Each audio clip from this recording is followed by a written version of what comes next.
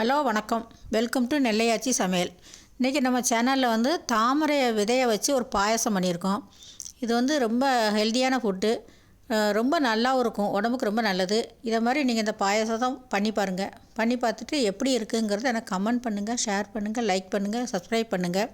வாங்க இந்த தாமரை விதை வச்சு எப்படி பாயசம் பண்ணுறதுங்கிறத பார்ப்போம். நம்ம வந்து தாமரை விதை வந்து பாயசம் பண்ண போகிறோம். அந்த பாயசத்துக்கு என்னெல்லாம் தேவைங்கிறத பார்ப்போம். இது தாமரை விதை வந்து நான் 2 கப் எடுத்து வச்சுருக்கிறேன். இது முந்திரி பருப்பு, இது ஏலக்காய் பொடி பண்ணி வச்சுருக்கேன். இந்த தாமரை விதையை வந்து நீங்கள் பாயசம் பண்ணுங்கள், ரொம்பவே நல்லது உடம்புக்கு. அதை நீங்கள் எப்படி பண்ணுறதுங்கிறத பாருங்கள். இப்போ வந்து நம்ம தாமரை விதையை வந்து நெய் விட்டு கொஞ்சம் வறுத்துக்கிடுவோம். 2 ஸ்பூன் நெய் விட்டுக்கோங்க.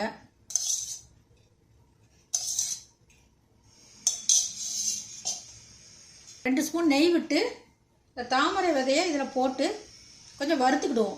கொஞ்சம் மொறுமொறுன்னு ஆகணுங்க வறுத்துக்கலாம்.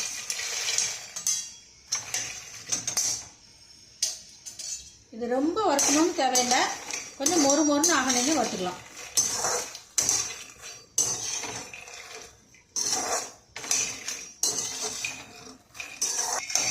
இப்போ பாருங்கள், நல்லா வறுத்துட்டோம்.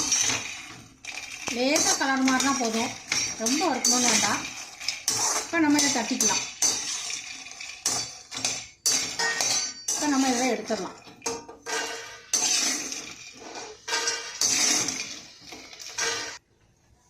இப்போ அதே கடாயில் கொஞ்சம் நெய் விட்டு முந்திரி பருப்பை வறுத்துக்கலாம்.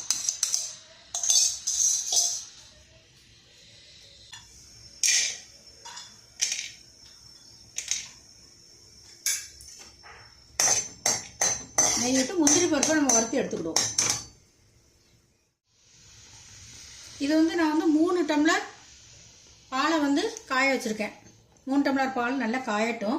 காஞ்சதுக்கப்புறம் நம்ம தாமரை விதையை போடலாம். இந்த தாமரை விதை வந்து இப்படி பொறுன்னு வறுத்தா போதும். இந்த கையில் வச்சு இப்படி நொறுங்குற மாதிரி. இப்போ வந்து இந்த தாமரை விதையில் கொஞ்சம் எடுத்து வச்சுக்கிடுவோம். மிக்சியில் போட்டு தாமரை விதை, முந்திரி பருப்பு, ஏலக்காய் எல்லாம் நம்ம பவுட்ரு பண்ணிக்கலாம். 1-2 திரிச்சிட்டா கொழுப்பு கிடைக்கும். கொஞ்சம் வந்து தாமரை விதையை முழுசாக போடுங்க, கொஞ்சம் வந்து பவுட்ரு போட்டி போட்டிங்கன்னா உங்களுக்கு இந்த கொழுப்பு கிடைக்கும்.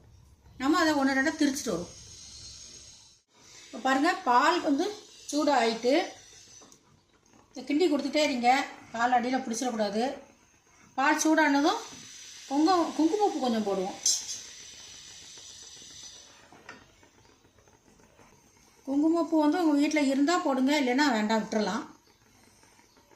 அது வந்து கலருக்கு தான் குங்குமப்பூ.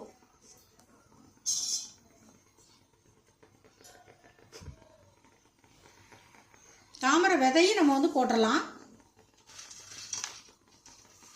நல்லா வேகட்டும்.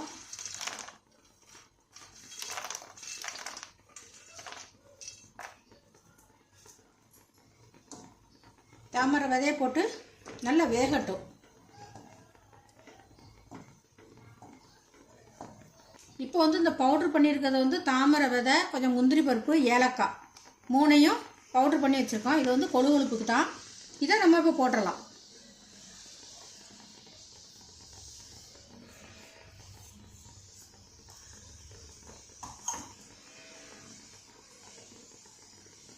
போட்டு எல்லாம் நல்லா கிண்டி நல்லா வேகட்டும்.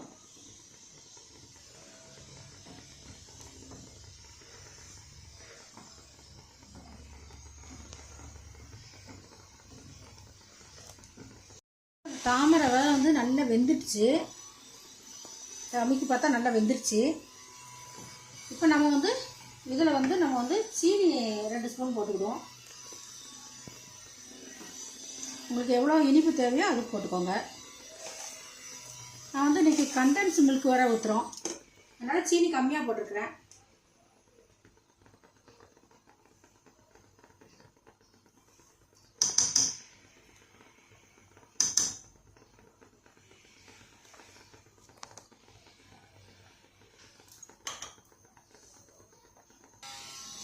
கண்டென்ஸ் மில்க்கும் வந்து சீனியும் உங்களுக்கு எவ்வளோ இனிப்பு தேவையோ அதுக்கு தகுந்த மாதிரி நீங்கள் போட்டுக்கோங்க. இது வந்து இப்போ கொஞ்சம் தண்ணியாக இருக்கிற மாதிரி தான் இருக்கும், ஆனால் நேரம் ஆனால் வந்து இறுகிடும். சூடு ஆறுனா வந்து உங்களுக்கு இறுகிடும். இப்போ வந்து இந்த பாயசம் ரெடி ஆயிடுச்சு. நேரம் ஆக ஆக இது வந்து கட்டியாயிரும். இப்போ வந்து வறுத்து வச்ச முந்திரியை நம்ம இதில் சேர்த்துடலாம். முந்திரி, திராட்சை, பாதாம், பிஸ்தா எதுனாலும் சேர்த்துக்கலாம்.